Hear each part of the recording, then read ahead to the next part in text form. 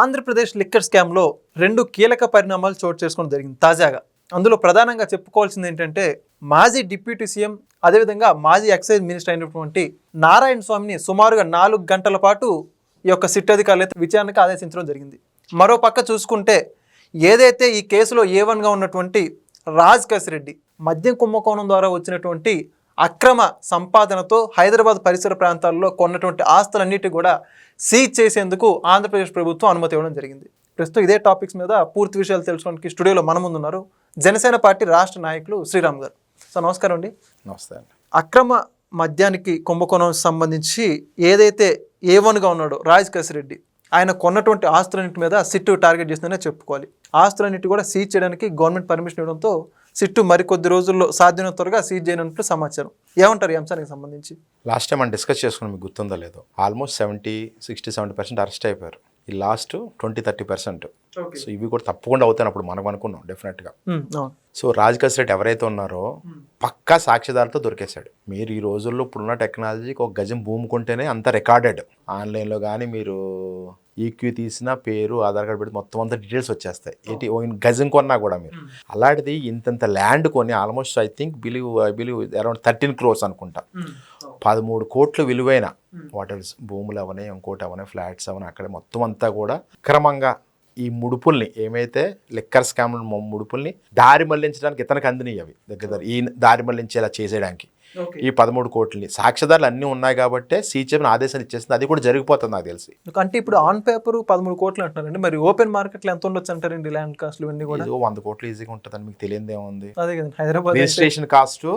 మీరు for example చిరుకు అటు side వెళ్ళారనుకోండి, ఇంకా కొంచెం దూరం వెళ్ళారనుకోండి, నేను చూసి చెప్తున్నాను, 1 acre రిజిస్టర్ ఆఫీస్కి వెళ్తే మీరు కట్టే ఫీజు 5 లక్షలు 6 లక్షలు ఉంటుంది. మీరు ఎండ్ ఆఫ్ ది డే మీరు నిజంగా కానీ డైరెక్ట్గా ఓనర్కి పే చేసేది 5 లక్షలకి ఏమి కూడా అది ఏకరే మీకు 5 లక్షలు లేదనుకోండి, ఎగ్జాంపుల్ చెప్తున్నాను, దగ్గర 10 times 5 times 25 lakhs ఉంటుంది. సేమ్ కేసు అంత ఇది కూడా ఈజీగా 50-60 crores ఈజీగా ఉంటుంది, ఈజీగా ఉంటుంది without any doubt. Okay. So ఇప్పుడు కేవలం ఈ 13 కోట్లు కాకుండా అడిషనల్ గా 40-50 CR ఉండొచ్చు అంటారు. No doubt about. అయితే ఇప్పుడు ఇవన్నీ సీజ్ చేయడానికి గల ముఖ్య కారణాలు అంటే ఏమంటారు? ఎందుకంటే అవినీతి చేశారు.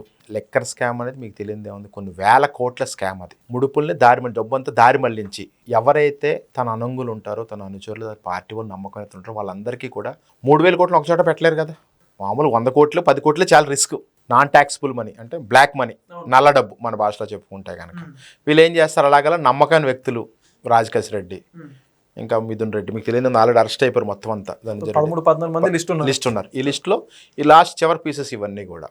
వీళ్ళందరికీ ఏం చేస్తారు, ఇంత డబ్బు పంపిస్తారు. ఆ టైంకి పంపించి ఇప్పుడున్న మార్కెట్లో చాలా తొందరగా డబ్బును మనం ఇన్వెస్ట్ చేసుకుని 2 నాకున్న అనుభవం కానీ నాకున్న నాలెడ్జ్ ప్రకారం ల్యాండ్, గోల్డ్, ఈ 2. అంటే ఈ గదినంత పడి డబ్బు ఉందనుకోండి, దాన్ని ఎంత చెయ్యాలి అంటే ఒక ల్యాండ్ కొనితే దస్తావేజులు ఎన్నో ఉంటాయి అంతే, దస్తావేజులోనే వాల్యూ.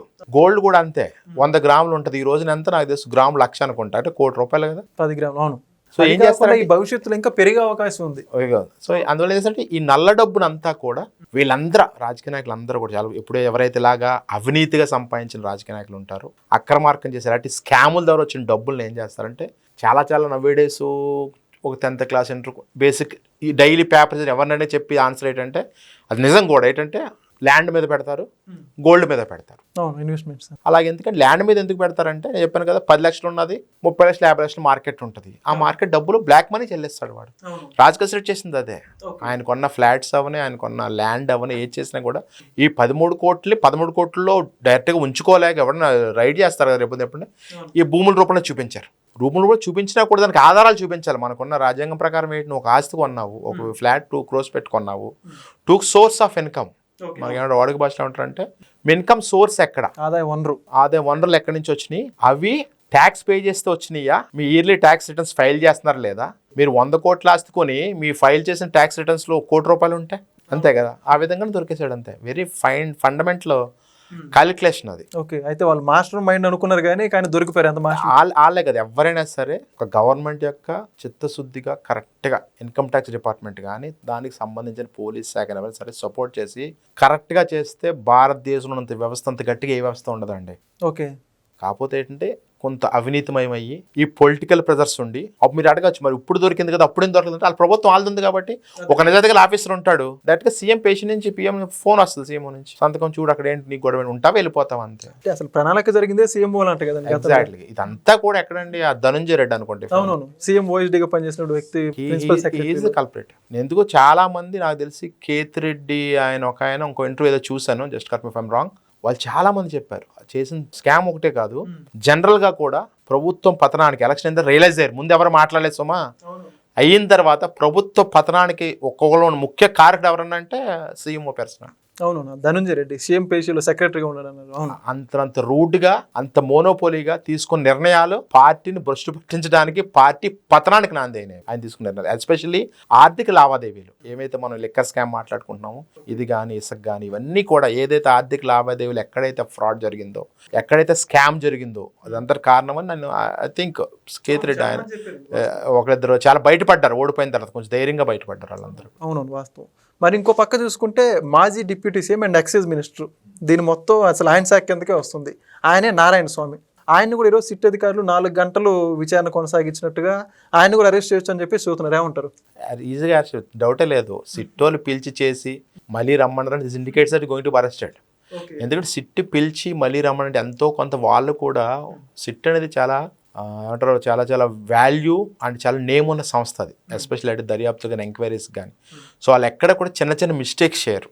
అది ప్లస్ ఇలాంటి వేల కోట్ల లెక్కర్ స్కామ్లో ఎక్కడన్నా నోరు జారటం కానీ, ఛార్జ్ షీట్ ఫైల్ చేయడంలో కానీ, ఎక్కడైనా కేసు ఇన్ఫర్మేషన్లో కానీ, ఎక్కడైనా వెళ్ళి తీసుకెళ్ళి విచారించడం తర్వాత కానీ ఏదైనా సరే ఎక్కడ కూడా మిస్టేక్ రానివారు, ఎక్కడ కూడా ప్రభుత్వానికి ఎక్కడ ఏ విధమైన ఇది కూడా కానివ్వకుండా చాలా జాగ్రత్తగా చూస్తారు. They respect each and every one as ఇండివిజువల్గా కూడా. కానీ వాళ్ళు మళ్ళీ రమ్మన్నారని వాళ్ళ దగ్గర సాక్ష్యాధారం లేకుండానే పిల్లలు ఫస్ట్ థింగ్. ఎంత అనుమానం ఉంటే తప్ప మొత్తం అంతా చాలా కన్స్ట్రక్టివ్గా ఉంటుంది వాళ్ళంతా కూడా చాలా నీట్గా చేసుకుని అంత డేటా తీసుకుని అన్నట్లకి ఈ క్వశ్చన్ అయితే అతను ఏమంటాడు దానికి వీళ్ళ దగ్గర ఏం ఆధారం ఉంది దానికి మళ్ళీ క్వశ్చన్ వేయటం. అందుకే ఇప్పటిదాకా ఒక్కరికి కూడా బెయిల్ లేదు, పూర్తి ఆధారాలు ఉన్నాయి కాబట్టి ఫుల్ ఇది మామూలుగా ఉండదండి. వాళ్ళతో ఏమంటుంది సిట్తో చెప్పాను కదా ఆల్మోస్ట్ 4 hours అంటే ఇట్స్ నాట్ ఎ జోక్. 4 గంటలు ఒక వ్యక్తిని విచారించారంటే చెమట్లో పట్టేస్తాయి. ముందు ఫస్ట్ 1 minute ఏం క్వశ్చన్ అడిగాడు, తర్వాత 3rd hour ఏదో దానికి లింక్ ఉన్న క్వశ్చన్ అడుగుతారు. వాళ్ళు వెరీ వెరీ ప్రొఫెషనల్ ఎంక్వైరీ చేసే ఇన్వెస్టిగేటర్స్ ఉంటారు వాళ్ళంతా కూడా. సో 4 hours చేయారంటే మొత్తం అంతా సేకరించి ఉంటారు. ఆ నారాయణ స్వామి మనస్సాక్షికి తెలుసు మనం దొరికేసామని, నో డౌట్. నాకు తెలిసి నేను అనుకోవటం 4-5 daysలో అతను అరెస్ట్ చేస్తారు. అతనే కాదు మొత్తం ఎవరైతే 16 మంది ఉన్నారో అందరి అరెస్టులో జరుగుతాయి. అందరి సాక్ష్యాలు అందరి ఏమైతే స్కామ్లు జరిగిన ఎవిడెన్స్తో సహా మొత్తం అంతా కూడా కోర్టు సబ్మిట్ చేస్తారు. ఓకే రైట్, చాలా చక్కగా చెప్పారు. Thank you. Please subscribe to Leo News for more videos.